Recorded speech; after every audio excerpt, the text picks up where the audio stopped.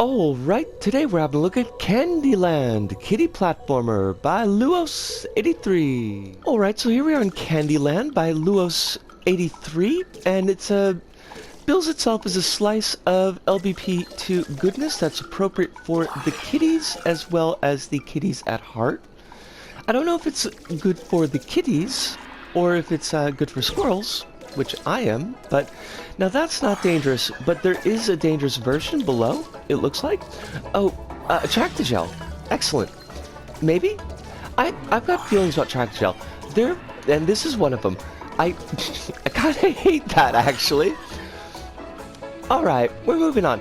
There was a sticker switch, like, right up at the beginning, and interestingly enough, it was a sticker that we actually had, so it doesn't seem like it's going to be... Now, why do we do that? It doesn't seem like... That's bouncy, too. That it's a... Brain meets, like, a reward. Because sometimes you get these levels... You see it more often with older levels, where they would give away a sticker as a community object that you could use in the level to, like, change it into a race. But maybe that's not going to be the thing. I didn't mess with it so that we could get the straight front off the bat experience. And as far as the experience, I'm kind of liking it so far. It's definitely not particularly stressful. It's not like a danger time experience. I think that kids would probably have a decent time enjoying this one. I'm never quite sure how I feel about Attractogel because it's kind of a little bit wonky in its mechanics sometimes, like we saw up earlier. Not having too much of an issue with it yet, but we could.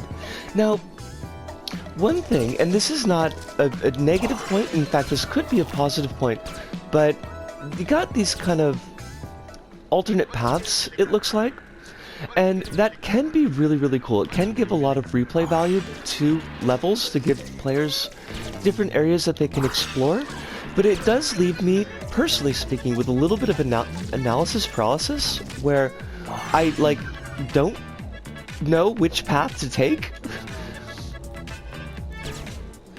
Like, they both look equally decent. What? I mean, I know what the issue is here. We're not out of the range of the Attractogel soon enough to actually do that thing, so we actually have to manually break it.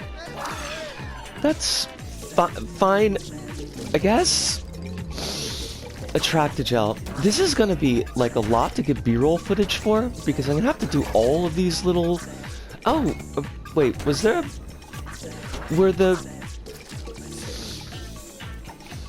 We're just gonna go with the flow of the level. I know it's early morning, so it's kind of damaging my ability to emote very well. I am enjoying the level an awful lot, but it is kind of... Oh, fudge! Gosh darn it. I was having fun with this. Let's drop this off wherever it's gotta go, and then we're gonna go back to the hub. Oh, well, okay. We're gonna go back to the hub. We'll see you there. See yas! And we're back, and Candyland Kiddy Platformer by LBsP, and I'd say it's a yellow square. It's got some frustrating points, and it's definitely got a couple of downsides, but I think that it does a really good job at its intent, which, as the title page tells us, is trying to make a level that would be accessible for younger kids and enjoyable to younger kids, and I think this could definitely be that. You're not really looking at a lot of challenge or difficulty in a gameplay sense. There's not really a lot of things that are gonna end up killing you. There are some kill floors if you drop off things or if you miss jumps, but like not really a lot. And I think that most kids would be able to play this without too much difficulty. And I think older kids and adults as well could at least have a good time with this one, although it's not going to be a little bit of a stretch, and because of that it might end up feeling a little bit slower than necessary. Now, one thing I want to point out in the positive side, for the most part, I think the visual presentation is pretty nice. It's bright, it's poppy, it's cheerful. It's for the most part easy to see what's going on, although I do think that with the decorations that it can get a little bit cluttered at times, and sometimes, for example, when we were using the grappling hook, and I had thought in the video that we were getting points from the strawberries, but there are actually score bubbles that I was popping and not noticing because they were kind of fading in with everything else that was going on. It's got like a good appeal visually, although it can be, like I said, a little bit busy and sometimes a little bit difficult to track things that are going on.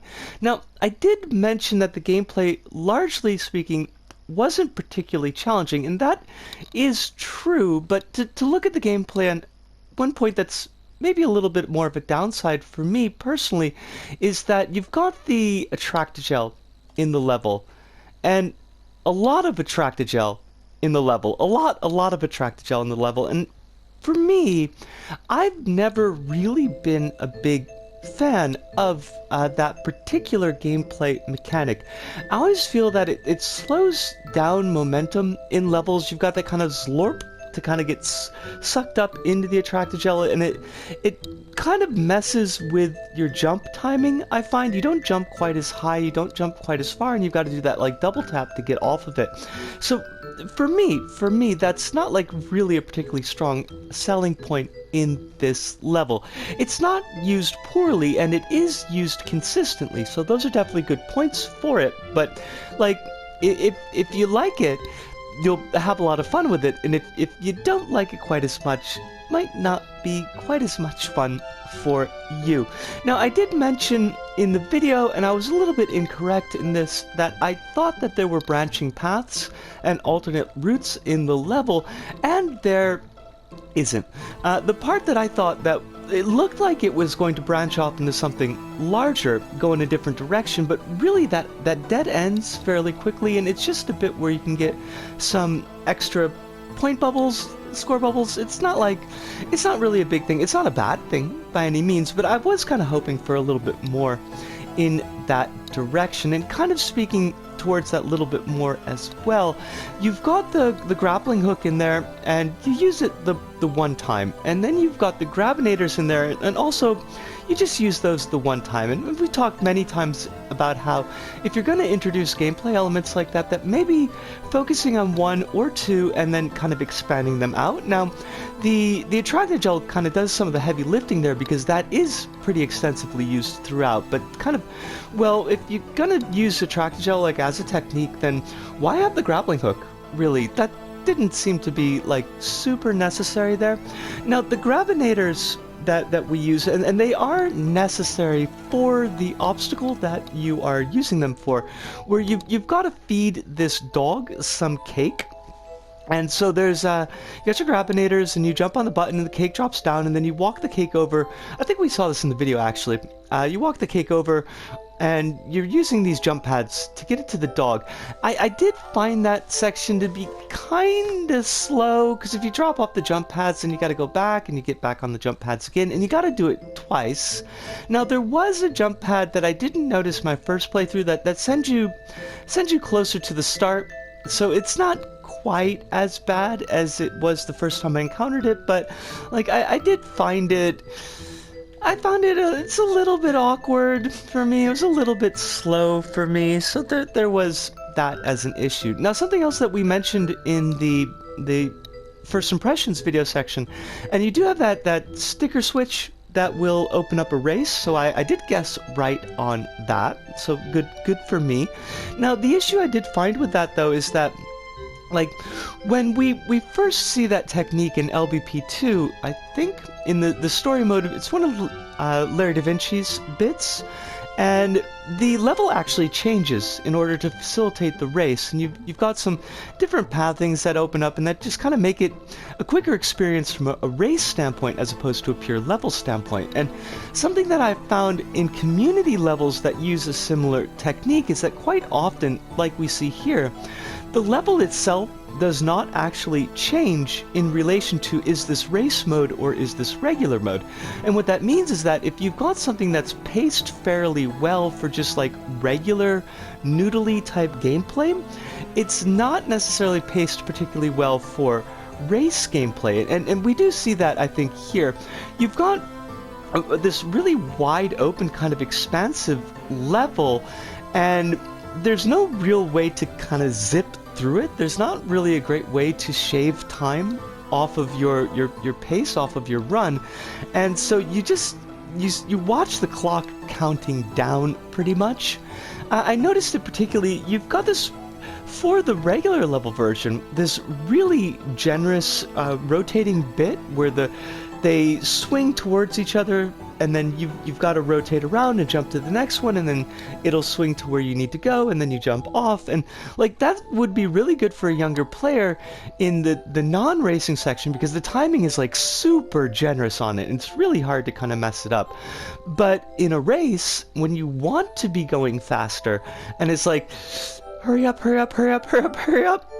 And I did find myself, when I was doing it in the race version, it's like, I wish this was a little bit faster. I wish this section was cut down a little bit more. Maybe some jump pads were added to speed things up a little bit. So honestly, like, I didn't feel there was a lot of point into doing it as a race mode, less than just doing it as a regular level. Now, I know I pointed out a lot of things here that are maybe sound negative, but like I said, I do think that it's a fun level, and it's a good level for younger players. It's just maybe not something that I think I would particularly come back to. Although I did like that dog. That dog is it's a monstrous cutie, and that's something. But I think I've said quite enough about this level. Give it a play, give it a shot, and see how you feel about it. But from me, Disco, here in Tokyo, to all of you out there, wherever you may happen to be, thank you, arigato, arigato, sayonara, see you, and ciao.